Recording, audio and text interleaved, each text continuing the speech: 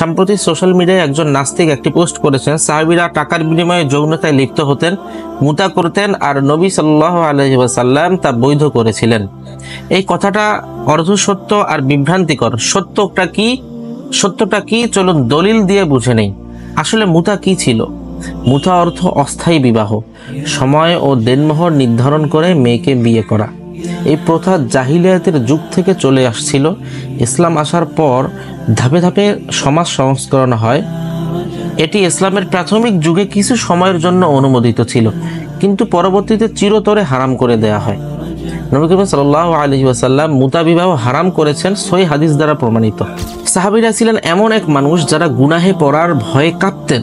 তাদের প্রবৃত্তি ছিল প্রবল, কিন্তু আল্লাহর ভয় ছিল তার থেকেও বেশি। তারা রাসূলুল্লাহ সাল্লাল্লাহু আলাইহি ওয়াসাল্লামের কাছে এসে প্রস্তাব করলেন যুদ্ধের ময়দানে, ইয়া রাসূলুল্লাহ, আমরা কি নিজেদের খোঁজা অর্থাৎ যৌন শক্তিহীন করে ফেলবো? ইবনে মাজার 1961 নাম্বার হাদিস। খোঁজা বলতে বোঝায় হলো স্থায়ীভাবে নিজের যৌন ক্ষমতা নষ্ট করে ফেলা। এতটাই গভীর ছিল তাদের তাকওয়া। এই প্রেক্ষাপটে নবীজি সাল্লাল্লাহু আলাইহি ওয়াসাল্লাম তাদের এমন কঠোর পদক্ষেপ থেকে বিরত রাখলেন এবং সাময়িকভাবে মুতা বিবাহ করার অনুমতি দিলেন, যাতে তারা হারামে না পড়ে আর শরীয়তের সীমার ভিতরে থেকেই প্রবৃত্তি চাহিদা পূরণ করতে পারে। এই কারণেই মুতা তখন সাময়িকভাবে বৈধ ছিল, শরীয়তের আদেশ অনুযায়ী গুনাহ থেকে বাঁচার জন্য, কোনোভাবেই লালসা ও কামনা বাসনার খুশি মতো নয়। সহিহ মুসলিমের 1406 নম্বর হাদিস দেখতে পারেন, নবী করিম সাল্লাল্লাহু আলাইহি ওয়াসাল্লাম বলেন, হে মানুষ, আমি তোমাদেরকে মুতা করার অনুমতি দিয়েছিলাম, কিন্তু এখন আল্লাহ কিয়ামত পর্যন্ত মুতা হারাম করে দিয়েছেন।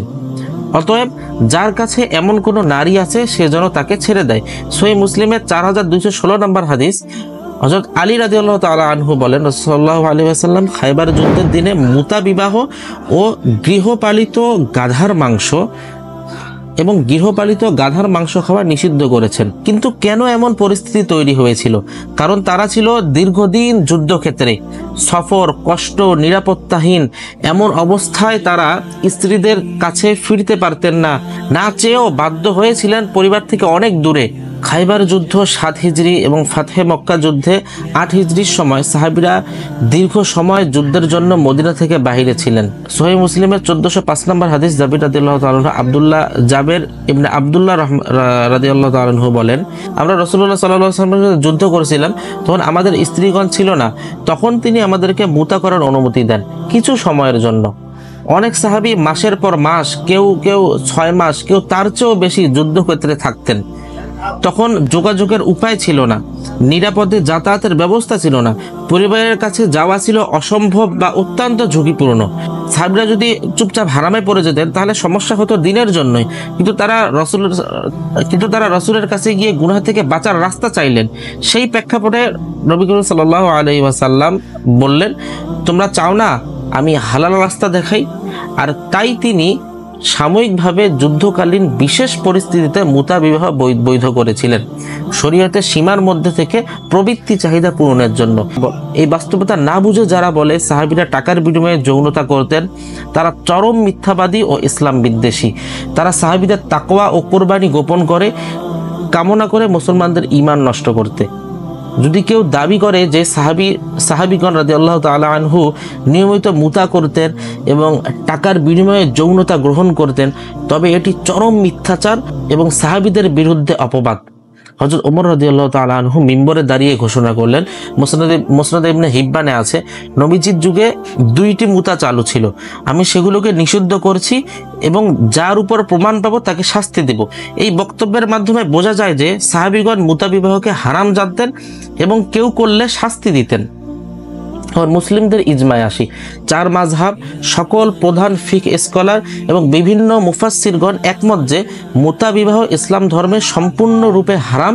এটা শুধুমাত্র একটা গোমরা ফেকা আছে শিয়া, তাদের কিছু লোক অনুমোদন করে। মুতা বিবাহ প্রাথমিকভাবে কিছু সময়ের জন্য অনুমোদিত ছিল যুদ্ধ পরিস্থিতিতে। পরবর্তীতে রাসূল সাল্লাল্লাহু আলাইহি ওয়াসাল্লাম কিয়ামত পর্যন্ত হারাম ঘোষণা করেন, সহিহ হাদিস দ্বারা প্রমাণিত। সাহাবীদের মধ্যে কেউ স্থায়ীভাবে মুতা করতেন এমন দাবির কোনো দলিল নেই, বরং উল্টো তারা হারাম ঘোষণা করেন। ইসলামী শরিয়াতে যৌনতা একমাত্র বৈধ বিবাহের মাধ্যমে, চুক্তিভিত্তিক টাকার বিনিময়ে নয়। অতএব এই নাস্তিকের দাবিটি কেবল ভ্রান্ত, উদ্দেশ্যমূলক ও সাহাবীদের মানহানিকর। ইসলামের সত্য ইতিহাস ও দলিল সমূহ দ্বারা এটি মিথ্যা প্রমাণিত। দেখেন ভাই, আপনার কাছে বিষয়গুলো হাস্যকর মনে হওয়া এটা অস্বাভাবিক কিছু নয়, কারণ আপনি ঘটনার সম্পূর্ণ প্রেক্ষাপট জানেন না।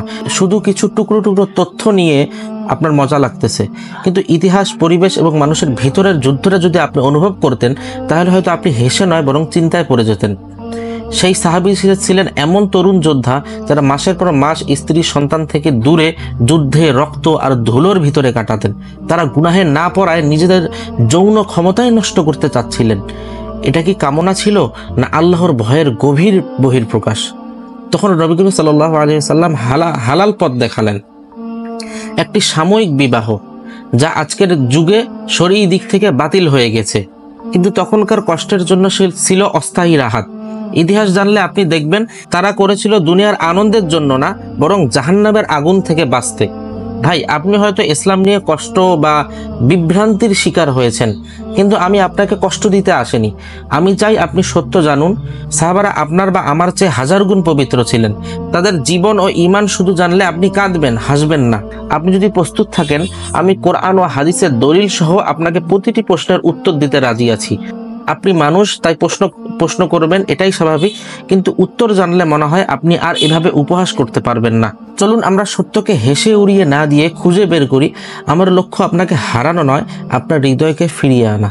আপনার ইচ্ছা থাকলে আমি আপনাকে কোরআন হাদিস দিয়ে ধাপে ধাপে ইসলামের ভিত্তি বুঝাতে পারি। আপনি সৎভাবে জানতে চাইলে আমি শেষ পর্যন্ত আপনার পাশে থাকবো।